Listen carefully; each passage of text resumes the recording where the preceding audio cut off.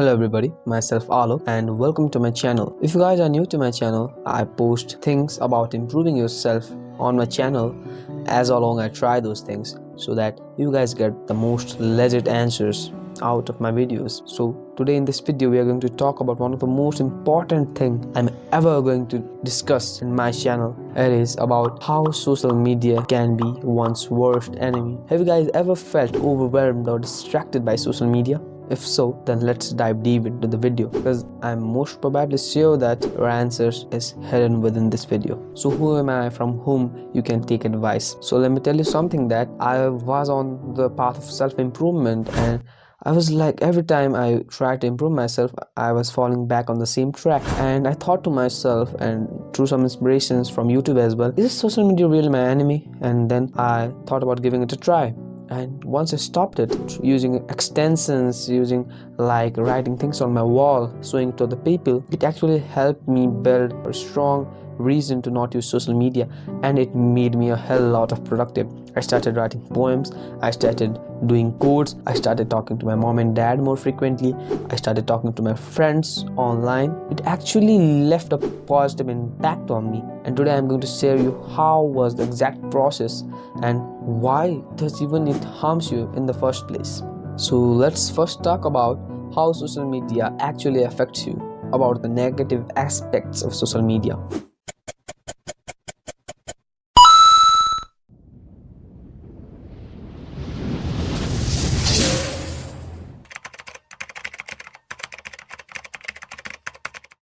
So one of the most main things of social media is the mental health degradation. So what social media actually does it feeds your brain with a constant supply of short form dopamine. It's like a temporary relief that has a permanent damage.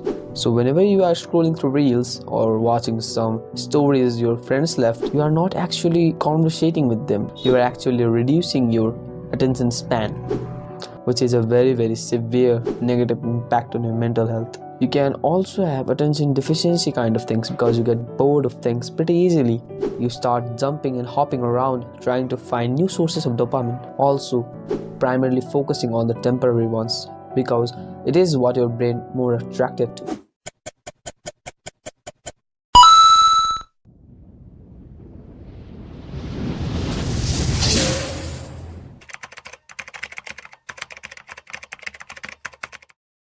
Second thing is addictions and distractions.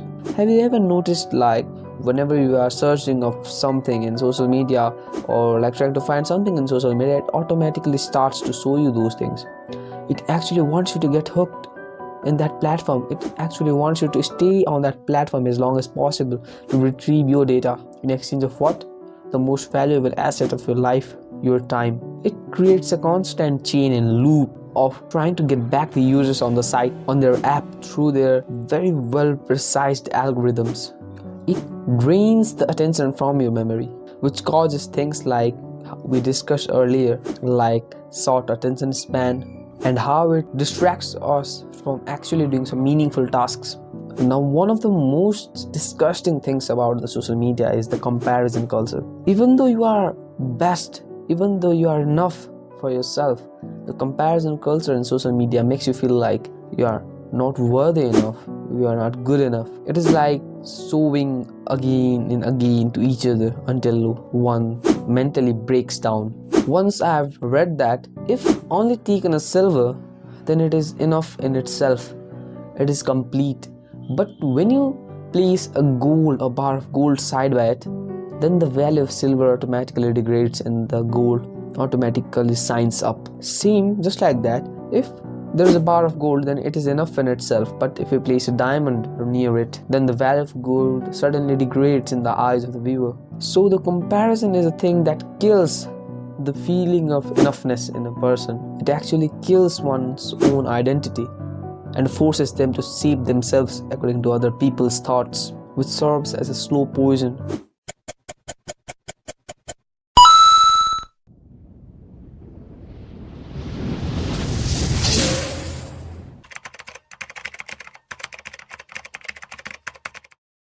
Now let's talk about the second thing which many people argue about, the fake feeling of connections. In social media, have you ever used social media in a proper way, like communicating to your friend in actually meaningful tasks? Even if you have, then you have very rarely, occasionally, maybe on a full moon or something like that, but never regularly. It's mostly like joking and sending reels to your friends. It is like a constant loop to achieve nothing. You do not conversate properly, you do not even say hi or hello. All of your brain is rotten. It's like you are using some code languages or something like that. You're just sending reels to each other instead of asking how they are, instead of talking to them in real life. In real life, it is pretty difficult to talk to somebody instead of just writing random messages over the internet. To establish a fake sense of connection between people, it gives them a fake confidence to boast about.